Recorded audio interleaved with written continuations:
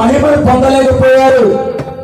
మానవుడు దేవుడికి దూరస్తుడుగా, మానవుడు దేవుడికి వ్యతిరేకమైన స్థితిలో, మానవుడు దేవుడికి అవిధేయతలో జీవిస్తుంటే దేవాతి దేవుడే మన యందు ఈ లోకమందు కనికరం చూపించి ఈ భూలోకానికి వచ్చి ధర్మశాస్త్రము రాసిన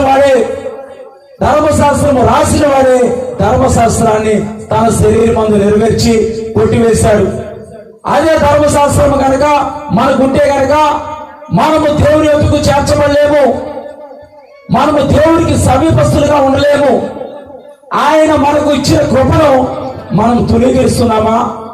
ఆ కృపను ఆధారం చేసుకొని మన భక్తి జీవితాన్ని మనం ఎలా కొనసాగిస్తున్నాము? దావీదు అంటున్నాడు, నాకు శుద్ధ హృదయం కలుగజేయ్యా, నా పాపాలు కడిగయ్యా, నేను ఆ పాపాన్ని విడిచిపెట్టాలి. ఆ పాపాన్ని నేను విడిచిపెట్టాలంటే నీ